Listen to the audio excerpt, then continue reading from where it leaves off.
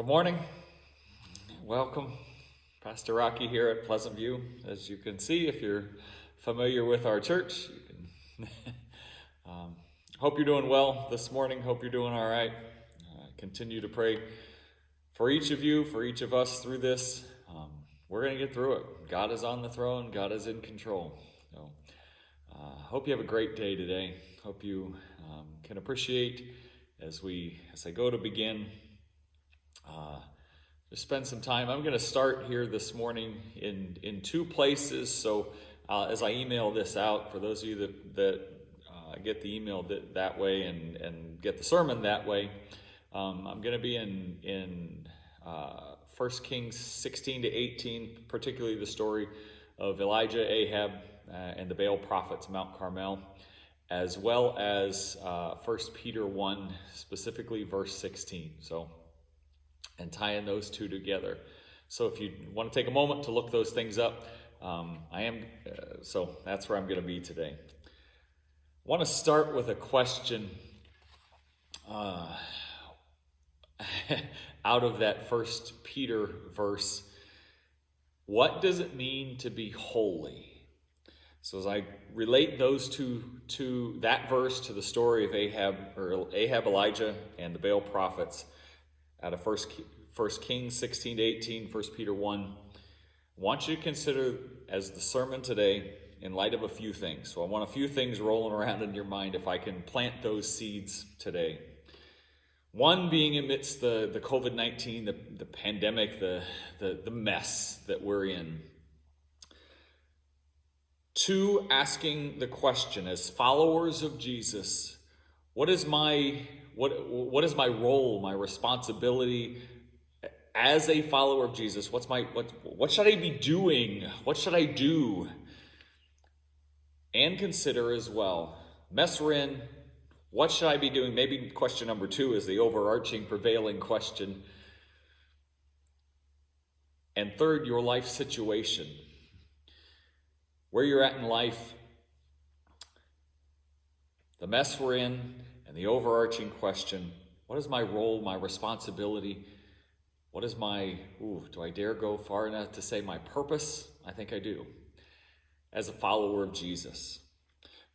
1 Peter 1, verse 16, if you haven't looked it up by now, I want to start with the verse, "You shall be holy, for I am holy." You shall be holy, for I am holy. And my title of the sermon today is Be Holy. And if you want a precursor, you could pause and look up what that word means. I'm going to get there later, but we'll get there. I'm going to use that verse today. I'll come back to it in a little while, but first I wanted to tell you the story of Elijah, Baal prophets on Mount Carmel. Elijah came on the scene when Ahab was king of Israel, wife Jezebel. Remember the verse out of 1 Kings 16, verse 30. And Ahab, the son of Omri, did evil in the sight of the Lord, more than all who were before him. Jezebel, his wife, evil lady, we know that, had introduced Baal as a god for them, for the Israelites. And she was saying, she was saying, Baal is the one true God. And Ahab was saying, Yahweh and Baal are both gods. And the people of Israel were confused, or they were at a crossroads, so to speak. And they were asking a question. Who is really God? Who's in charge? Who's in control? Now, and asking the question, who should we follow? Is Baal in charge? Is Yahweh in charge? Who should we follow?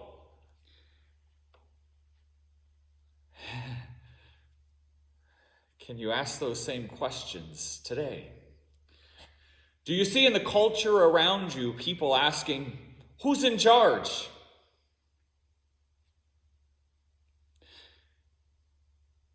Of the many small g gods that people follow, trying to fulfill parts of them that we know as followers of Jesus, only Yahweh can fill.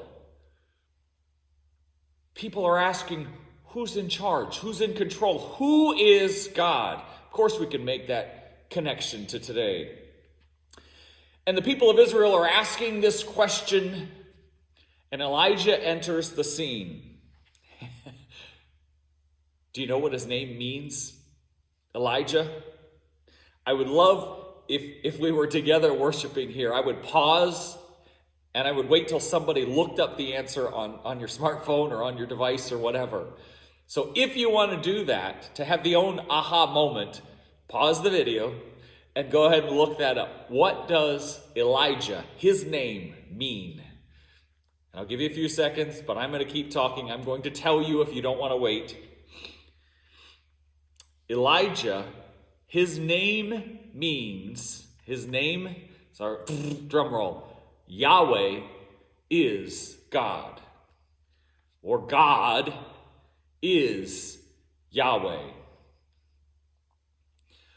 So Elijah comes, and I know you're making the connection, and his name, simply by pronouncing it, simply by saying Elijah, his name is making the declaration that God is the one who is in charge. The one who is in charge is only Yahweh. And the Bible picks up the story in 1 Kings 17:18 between the king Ahab and Elijah, and Elijah, of course, is saying, "No, people of Israel, in answer to your question, who's in charge? Who should we be following? Who should we be serving?" The answer to your question by stating Elijah's name is Yahweh is God. Yahweh is who we should be following. Who is in charge? And Elijah says to Ahab, "As the Lord, the God of Israel lives, whom I serve, there will be neither rain nor dew in the next few years, except at my word." Now, you need to appreciate, I think, what he's saying. It's not just a matter of Elijah saying, okay, God is going to discipline you with no rain. It's a matter of the God they're seeking out. Baal, again, I could pause here, I guess. What is Baal the god of? Oh, yes, absolutely, you're right. Baal is the god of small g, okay, you get that. But Baal is to them, Baal is the god of rain. So what Elijah, or rather what God is doing through Elijah, is taking the ace, the power of Baal, and saying, God, Yahweh, is bigger than that. So the best thing that Baal has to offer, God is going to prevent. So it created a real identity crisis. Because if Baal is the god of rain, and it isn't going to rain, then who or what is Baal? And that's the point that God is making. Finally, after 3.5 years of no dew nor rain, God tells Elijah, "Go back and present yourself to Ahab, and I will send rain on the land." So Elijah went. And Ahab says, "Oh, is that you troubler of Israel, you pest?"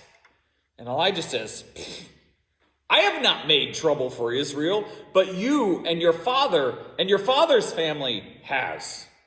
You have abandoned the Lord's command and you have followed the Baals. Now summon the people from all over Israel and meet me on Mount Carmel." And Elijah continued, do some numbers, math here. All right, kids. 450 prophets of Baal and the 400 prophets of Asherah who eat at Jezebel's table. Don't miss that. You're talking 850 prophets of that particular religion, and they assembled on Mount Carmel. Elijah stood up in front of the people and said, can you relate this question to today? Can you relate this question to your life? Elijah stood up in front of the people and he said, How long? How long will you waver between two opinions. How long will you waver between the Baal or God? What Elijah is confronting is not people who have rejected God of the Bible, but people who are adding to the God of the Bible. They are adding the God of their own creation. Does that strike anything for today, our culture? And he's saying in that question, he's saying, how long will you waver between those two opinions? If the Lord is God, follow him. If Baal is God, follow him. 1 Kings 18:21. I find that next line. I find it very sad. Read it. It's very interesting and it's very sad at the same time. You can make connections, obviously. Anyhow, let me read it. 1 Kings 18:21. And the people said nothing. They answered him not one word. They answered him with silence. What? They said nothing. When not long before, remember the story of Joshua? Similar question that Joshua asked the people of Israel, choose this day whom you will serve. And Joshua says, as for me and my house, we will serve the Lord. But a similar question, who will you serve? How long will you go between two opinions? Elijah asked. And at the time of Joshua, the people said, far be it from us to forsake the Lord and serve other gods.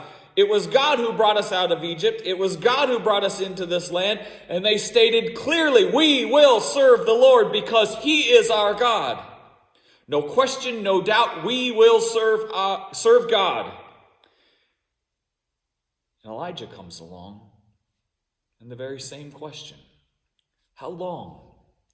How long are you going to go back and forth between this world, between gods of your own creation, small g, between the gods of this world and the one true God, Yahweh? How long will you waver between what this world has to offer or what God has to offer? And the people said nothing. And Elijah said to them, continuing in our story, 1 Kings 18, I am the only one of the Lord's prophets left, but Baal has 450. Remember, the 400 Asherah prophets are theirs, but this part of the story focuses on the 450. I am the only one. There are 450 over there, but I am the only one. Take a rabbit trail that you can make connections to.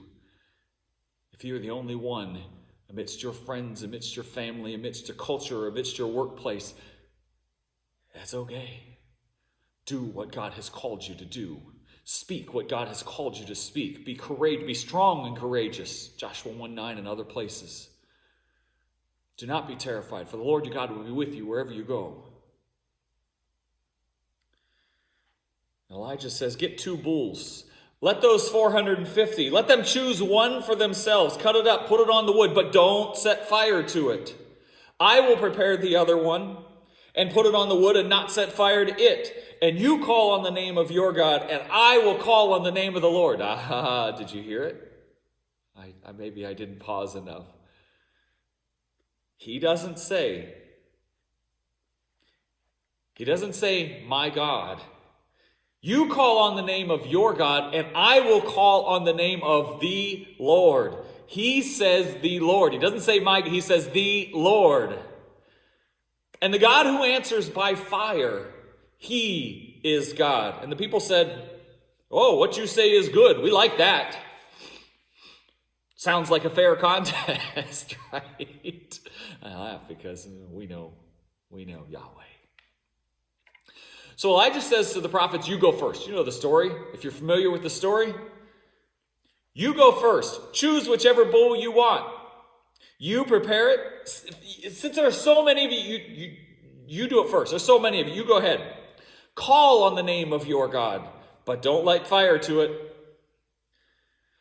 So they prepared it, called on the name of Baal from morning until noon. Answer us, Baal, they shouted. There's no response. No one answered. They danced around the altar they had made. And Elijah begins, you know the story, to make fun of them. Maybe he's sleeping. Maybe he's in a far-off country. Cry louder. You can hear the sarcasm.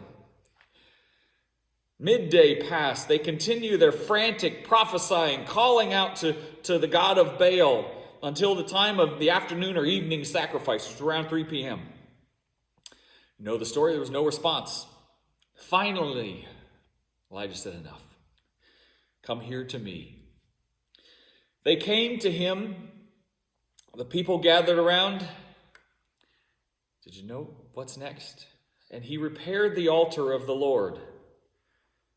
There had been an altar to the Lord in that place that was in ruins.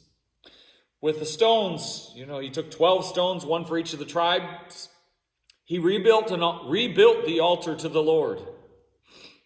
He dug a trench around it, enough to hold about 10 gallons of water. So make note, please, at one point in time that there was an altar to Yahweh in that place on the top of Mount Carmel. But at this point, it had disintegrated or fallen into ruin. The people weren't using it.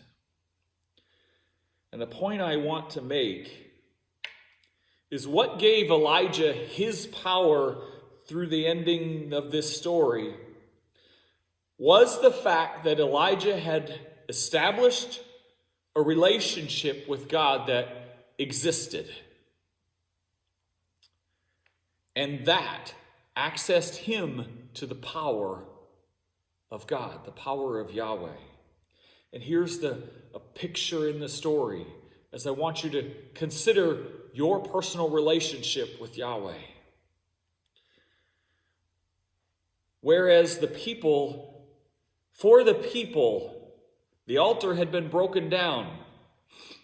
At one point in time in their life, in their history, they were saying, God alone is who we will serve.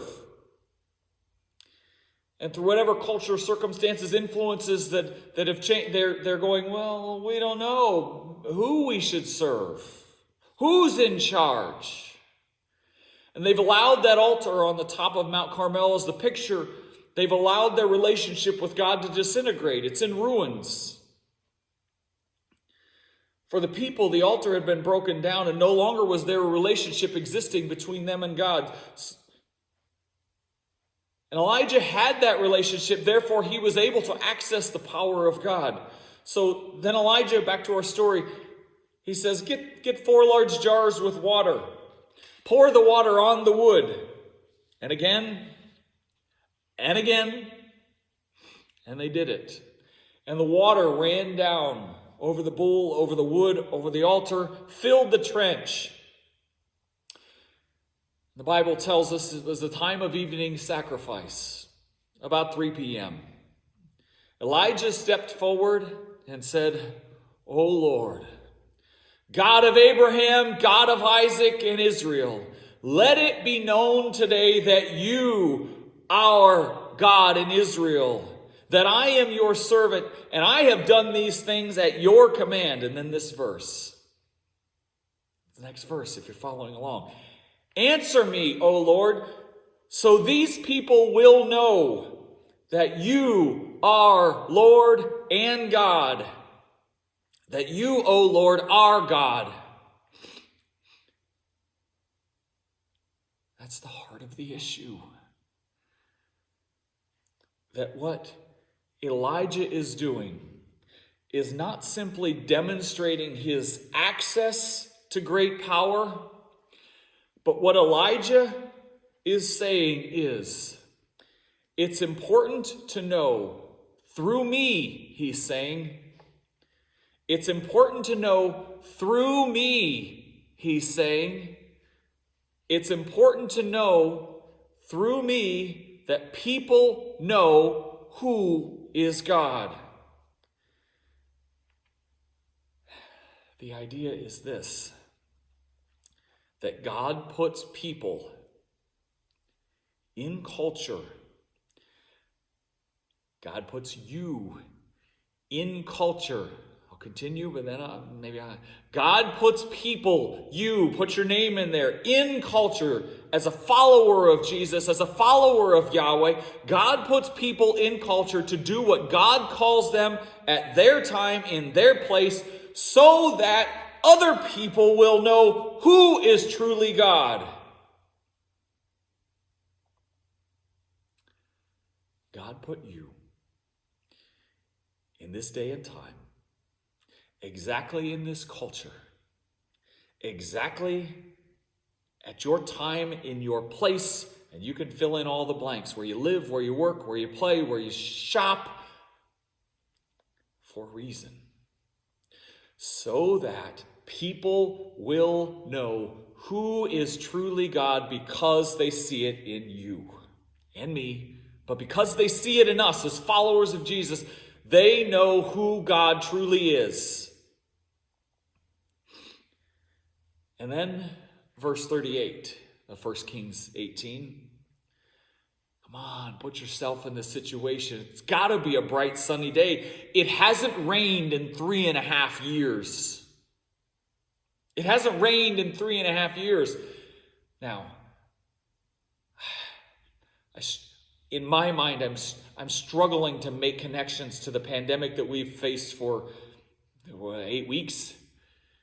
And they're 3.5 years with no rain. I don't know the similarity, I don't know how much to stretch it. And I don't want to stretch it at all.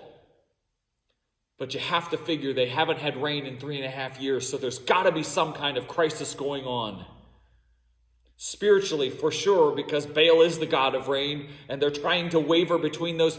But there's got to be other physical and mental struggles and anguish that got to be similar to some of the things that we're facing today.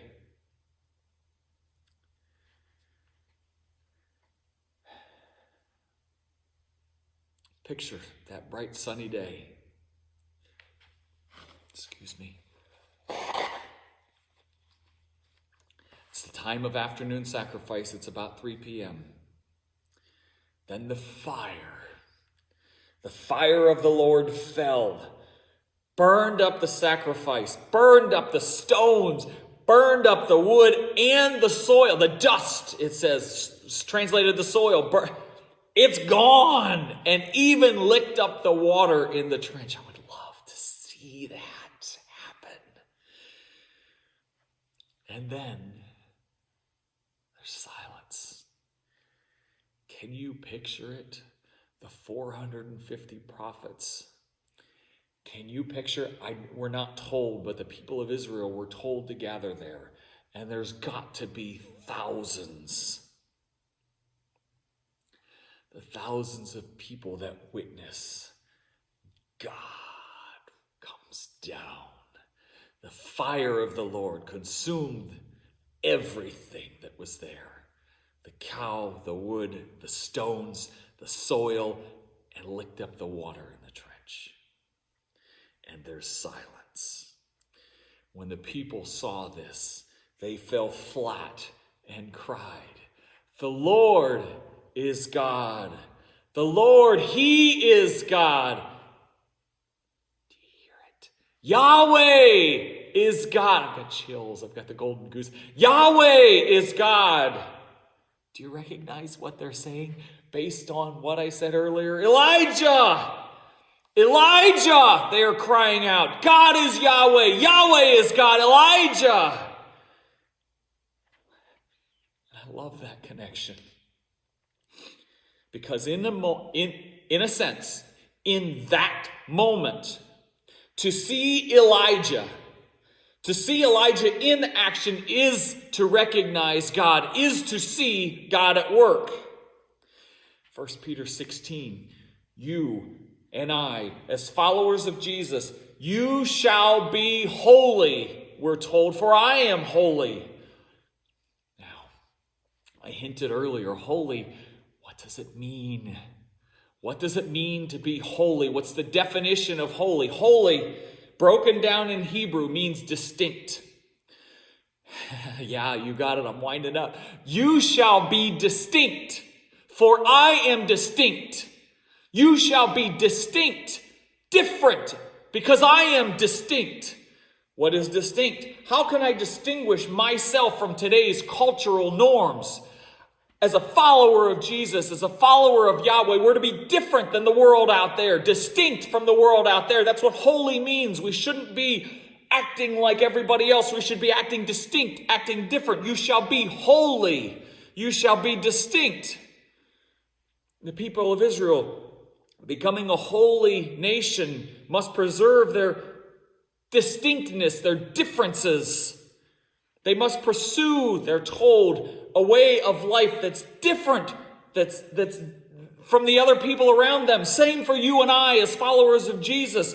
We are to be distinct from the other people, the other cultural groups, the other beliefs that are happening in this world. We must pursue a life that is different from the people around us that don't know Jesus.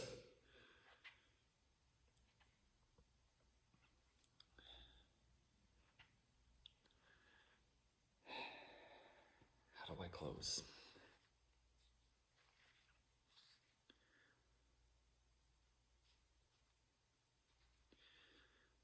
Similar, God has set aside Sabbath day. Okay, I'm going to take another bunny trail.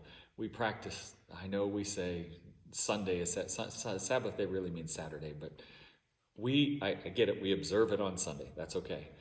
God set aside Sabbath day to be different than all the other days, distinct from all the other days. Same for us as followers of Jesus. We should be distinct in our lives, different from the culture, different from the world around us. As followers of Jesus, be holy, be distinct. Therefore, 1 Peter 1, I'm going to read 13 to 21. Preparing your minds for action. See, we're not to be silent. We're not to be sitting back. Prepare your minds for action. And being sober mind, set your hope fully on the grace that will be brought to you at the revelation of Jesus Christ. As obedient children, do not be conformed to the passions of your former ignorance, but as he who called you is holy, you also be holy in all your conduct, since it is written, you shall be holy, for I am holy. It's a reference to the Old Testament. You can look it up. And if you call on him as Father who judges impartially according to each one's deeds, conduct yourselves with fear, with reverence, that word means, throughout the time of your exile, knowing that you were ransomed from the futile ways inherited by your forefathers, not with perishable things such as silver or gold, but with the precious blood of Christ. My words, you have been bought like that of a lamb without blemish or a spot. He was foreknown before the foundation of this world, but was made manifest in the last times for the sake of you and me, who through him are believers in God, who raised him from the dead and gave him glory, so that your faith and hope are in God, in Yahweh. Be distinct in your life.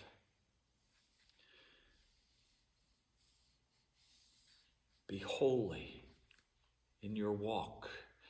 Be distinct, be different than the culture around us. And as I close with some questions for self-reflection, I think. Where are you at in your walk? Where are you at in your life? Choices that you've made. Are you...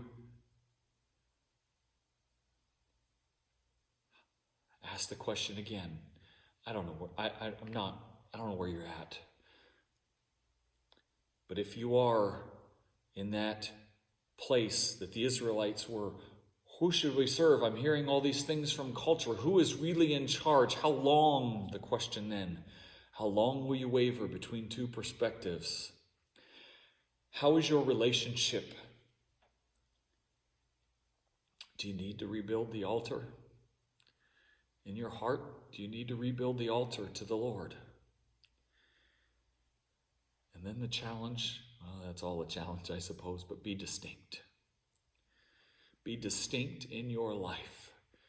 And that includes speaking, declaring like the people of Joshua. Be declaring yourselves to God. Speak it. Be distinct in your walk be distinct amidst this crisis. Be distinct as you go throughout your life. Be distinct as a follower of His. Be holy. Be distinct. I'll close with that. Blessings to each of you today. Have a good day. Love you all.